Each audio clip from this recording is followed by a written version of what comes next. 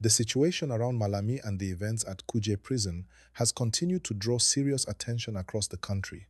And this is because what people expected to be a normal legal process suddenly turned into a tense and confusing development that nobody saw coming. According to what unfolded, Malami had already met the bail conditions granted by the court in the money laundering case involving him and members of his family. At that point, many Nigerians believed the matter would follow the usual legal path, where he would leave custody and continue to face the case from outside detention. But that did not happen, and this is where the story became more dramatic and more interesting.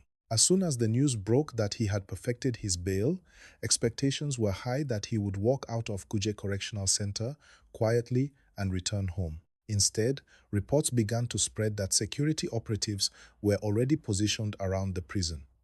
This created confusion, tension, and a lot of questions. People started asking why a man who had been granted bail was still inside prison.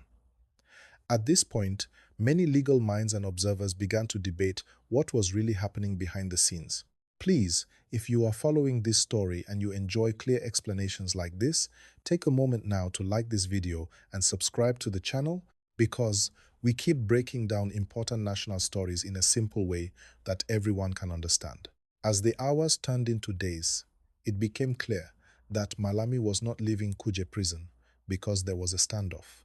The Department of State Services was reportedly waiting outside, ready to take him into custody immediately he stepped out.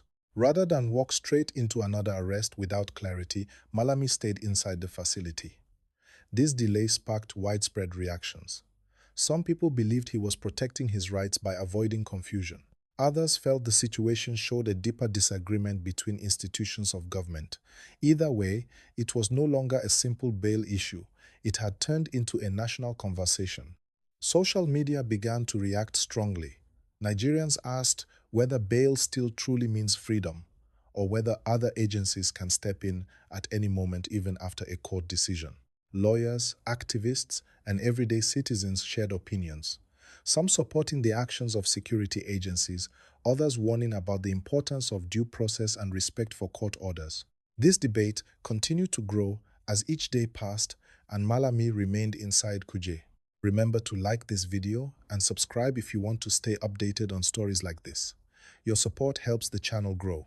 After days of waiting, discussions, and mounting pressure, the standoff finally came to an end when Malami surrendered himself to the DSS. This was not a dramatic chase or confrontation. It was a calm but highly symbolic moment. He walked out and submitted himself to the security operatives who had been waiting. That single action immediately raised more questions. People began to ask why the DSS was interested in him after the EFCC case and why this interest did not come earlier. Shortly after, reports suggested that the DSS action was connected to new allegations and fresh petitions, including issues linked to national security. This changed the tone of the discussion completely. National security matters fall under a different authority, and once such allegations are raised, the law allows security agencies to investigate further. However, many Nigerians still question the timing and manner of the arrest, especially because the court had already granted bail in the earlier case. This entire situation has shown how complex high-profile cases can be in Nigeria. It has also reminded everyone that legal processes can involve multiple agencies, each operating under its own mandate. For some viewers, this reinforces trust in security institutions. For others, it raises concerns about coordination, transparency, and the protection of individual rights. If this explanation is making sense to you, please like this video and subscribe to the channel. Also share it with others so they can understand what is really going on without confusion. Public reactions have continued to pour in. Some Nigerians believe this development proves that nobody is above the law and that investigations must be thorough, especially when serious allegations are involved. Others feel that even when investigations are necessary, procedures should be clear and predictable to avoid public anxiety. The discussion is ongoing, and opinions remain divided, but one thing is clear. This story has captured national attention because it touches on justice, security, and governance. As the days go on, many people are waiting to see what the DSS investigation will reveal and how the courts will respond if new charges are filed. This case will likely shape future discussions about bail, interagency cooperation, and the balance between security and personal liberty in Nigeria.